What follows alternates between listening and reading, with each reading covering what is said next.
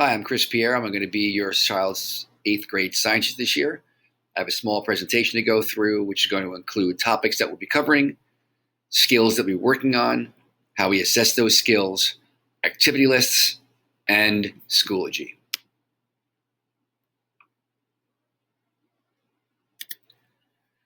The topics we'll be covering this year are experimental design and metric measurements, which are both reviewed from the previous year. We'll be going into chemistry, which deals with the periodic table of elements, as well as bonding of elements. We cover earth science, which includes layers of the earth, rocks and minerals, the Big Bang Theory, and phases of the moon. Finally, in the spring, we'll finish up with weather, which covers layers of the atmosphere, reasons for the seasons, and fronts and air mass, which all ties into current weather patterns. The curriculum is taught by a hands-on inquiry-based learning, which means each lab and activity revolves around answering a scientific question through research. The skills that we're going to be working on are providing evidence and reasoning for conclusions. We continue to work on graphing. We'll be using a variety of equipment to collect and analyze data, science literacy. We continue to work on time management independence and thinking critically and applying concepts learned in class to the real world, again, making that connection between the classroom and the child's actual life. Work will be assessed by lab reports, projects, and homework, and the materials for all three of those will always be found on Schoology, along with due dates and when testing quizzes are. Each week, the child will get an activity list. An activity list is designed to have students build skills throughout a unit to accomplish a final task and relate it to the real world.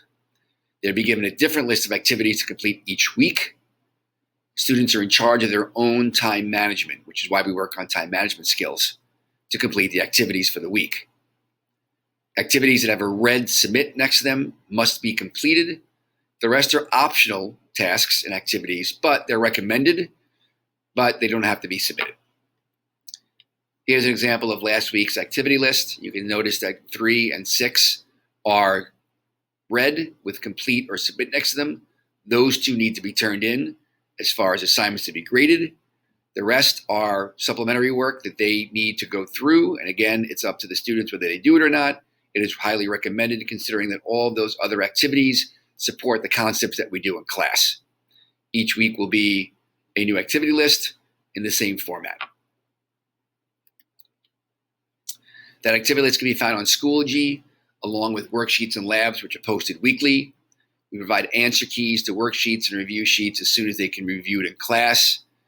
I'll provide the copy of the presentation from class under the notes section, along with note sheets that are completed and filled out, and diagrams which are also filled out.